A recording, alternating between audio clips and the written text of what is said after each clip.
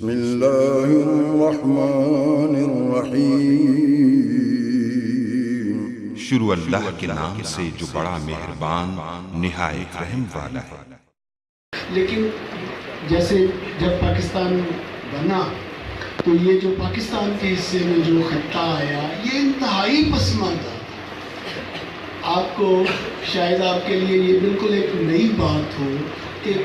اس پاکستان میں جو اس وقت پاکستان کے حصے میں آیا یہاں 60 میگا واٹ بجلی پیدا ہوتی ہے۔ پاکستان کا جو پہلا بجٹ تھا وہ 3 کروڑ روپے کا، پورے پاکستان کا پاکستان کا جو بجٹ بنایا گیا تھا وہ 3 کروڑ روپے کا تھا، اور اس میں بھی اس وقت کے جو کچھ نواب تھے، کچھ بڑے لوگ تھے، انہوں نے کنٹریبیوٹ کیا تھا کچھ کام شروع تو ہم شروع ہوئے بڑے ہی مشکل حالات، اور آج جہاں ہیں بات ایسے ہی ہے کہ بہت سی چیزیں تکلیف دہ ہیں، بہت سی چیزیں ایسی ہیں کہ جو اس سے بہت بہتر ہو سکتی تھی لیکن وہ بہتر نہیں ہو سکی، کیونکہ پھر اقتدار پہ ایسے طبقات کا قبضہ ہوا کہ انہوں نے اپنے لیے سب کچھ کیا اور پبلک کے لیے کچھ نہ کیا۔ آپ ان چیزوں کو تھوڑا اپنی ہسٹری کو ضرور آپ یہ نالج حاصل کریں، آپ کو پتہ چلے گا کہ ہم چلے کہاں سے تھے، پہنچے کہاں پہ ہیں، اور یہ جو خرابیاں آج ہمیں بہت زیادہ نظر آ رہی ہیں ان میں کون کون حصے دار ہے سب کچھ آپ کو معلوم ہوتا جائے گا، اور اس سے آگے پھر آپ کو اپنے لیے اپنا راستہ نظر آئے گا کہ بھی ہم کیا کر سکتے ہیں۔ ہم لوگ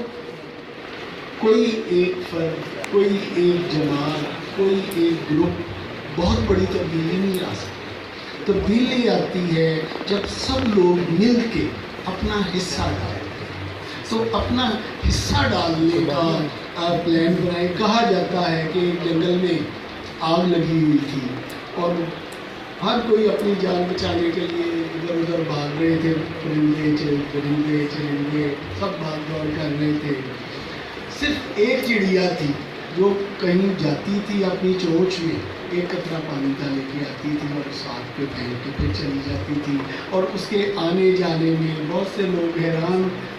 دوسرے جو جانور تھے حیران ہو رہے تھے کہ پاگل ہے یہ کیا کر رہی ہے، کوئی طنز کر رہا تھا، کوئی مذاق اڑا رہا تھا۔ تو آخر کار وہ رکی اور اس نے کہا کہ مجھے پتہ ہے میرے اس قطرے سے آگ نہیں بجھے گی، لیکن میں حصہ تو ڈال رہی ہوں،